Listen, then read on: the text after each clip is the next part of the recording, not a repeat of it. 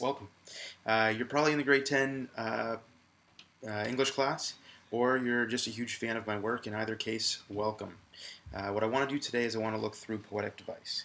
We've been suggesting that finding implication might be important in English, in poetry, but maybe beyond that, maybe in life. Maybe we want to be people who don't just look at the surface, but try to say what is being suggested beneath it, because sometimes that's going to be super important, maybe often. We've also been suggesting that form is content, that how a poem is created, how it is crafted, how it is made, is in some senses what it is saying. That form is not just something that's added to content, but that what a poem is saying is deeply, deeply connected to how it's actually made. Hopefully you're starting to buy into that a little bit, and here's another one of those pieces of evidence that we're going to use, one of those pieces of form that we're going to use to help us understand content, and that's poetic device. Hopefully you have a sheet of poetic terms in front of you. If you don't, go ahead, pause the video, go get that sheet of poetic terms, because it's really important that you walk through it with me. And if you need to take some notes in the margins, go ahead and do that. If any of the examples that I use are helpful for you, go ahead and do that. I'm going to walk through them. If this is easy for you, go ahead, fast forward. If they all make sense to you, that's okay. If not, I'm here. I'm going to walk through them and hopefully give you a little bit more clarity. I've written them down on the whiteboard here. I'm also going to use this sheet to make sure that I'm using the same definitions as you. The first one we have is simile. A simile is a comparison between two essentially unlike things using words like or as. Using the words like or as. A simile will always use like or as. An example is the track athlete ran like a gazelle. Now, is a track athlete a gazelle? Absolutely not. But a track athlete can run like a gazelle. Many of us would have a picture maybe of how a gazelle ran, but you have no idea how this track athlete runs. And so if I want to try to describe to you how the track athlete runs, I need to use something you know. Now, it's not going to be another track athlete. That wouldn't be a simile. That's too similar. So what I'm going to use is something essentially unlike. I'm going to use a gazelle. And I'm going to say, you know how a gazelle runs? That really reminds me of how this track athlete runs. That's a simile. Now, number two, a metaphor is very, very similar to a simile. In fact, you could probably argue that a simile is just a more specific type of metaphor. But a metaphor is a little bit bigger. It's a comparison between two essentially unlike elements. And I write here in your handout that if the comparison is extended by developing further points of similarity, an extended metaphor results. Let me try to explain that. I had just said the track athlete runs like a gazelle. That's a simile. If I was to say the track athlete is a gazelle, the comparison is much more tight. That's going to make it a metaphor instead of a simile. I could also say the house was a rocket. And suddenly you're going to get this idea maybe of a pointed roof, some sort of like impetus of movement, but I am saying that the house is a rocket, not that the house is like a rocket. Now,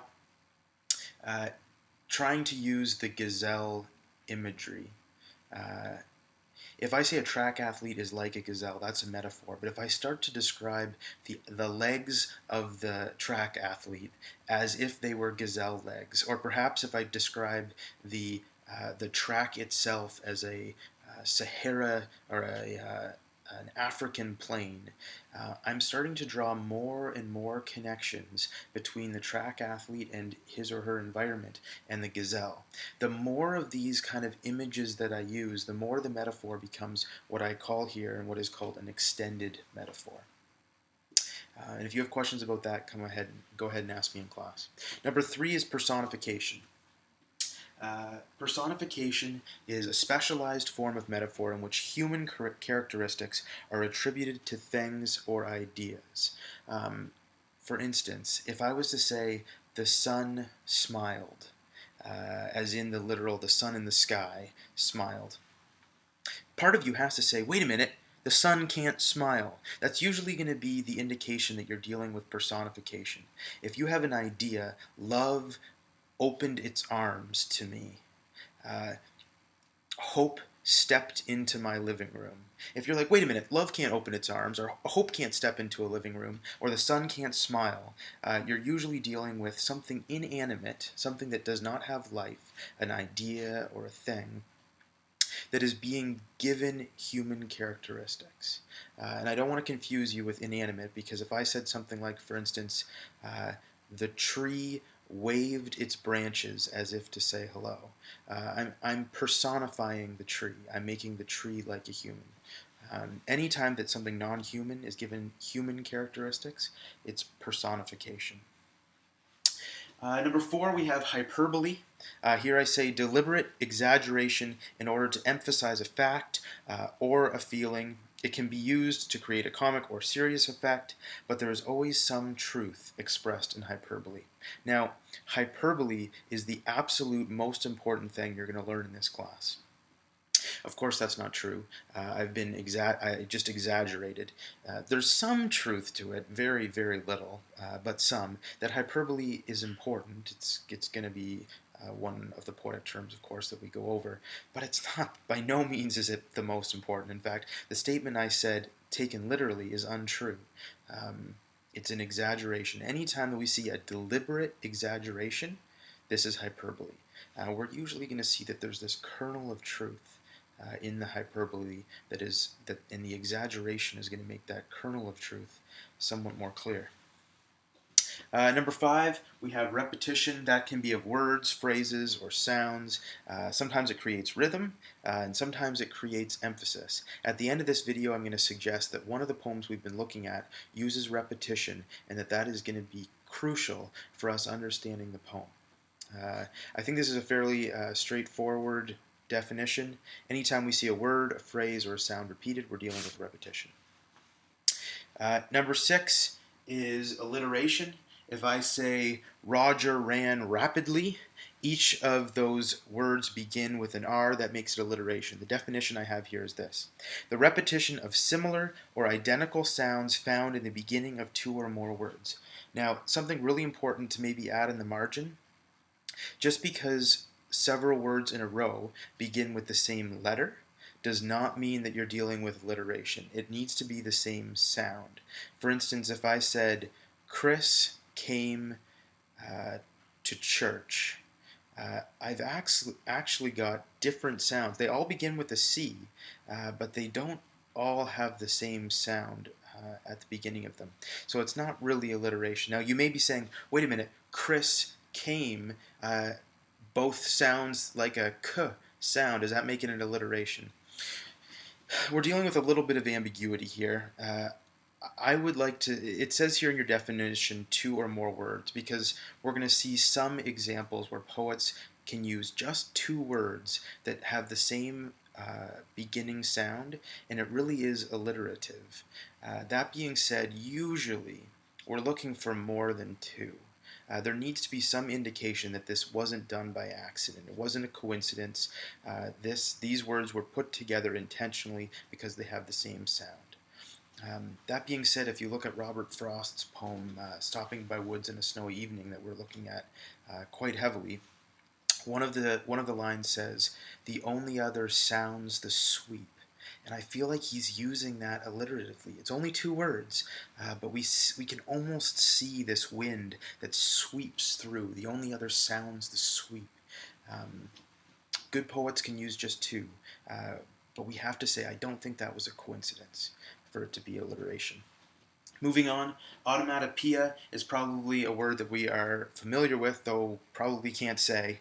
It's ridiculously long, ridiculously hard to spell, and I'm fine with you not knowing how to spell it as long as you know what it means.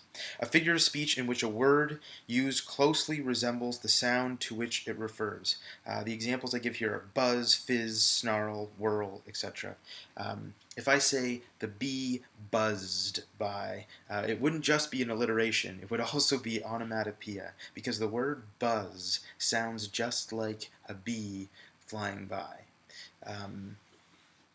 If you find a word that sound is closely related to what it does, that's onomatopoeia. Another example, I think, is drip. If you can think of a drop of water falling from a faucet into a sink. I think the word drip perfectly describes its sound. Onomatopoeia. The last two I have here are going to be very difficult, or the most difficult, at least I should say. We have consonants and we have assonants. Now, consonants and assonants are not rhyme. Make sure you add that into your poetic term sheet here. Neither of these is rhyme. If a word rhymes, to some degree we could say it's using consonants and assonants, or often, but really it just rhymes, and we will describe it as that.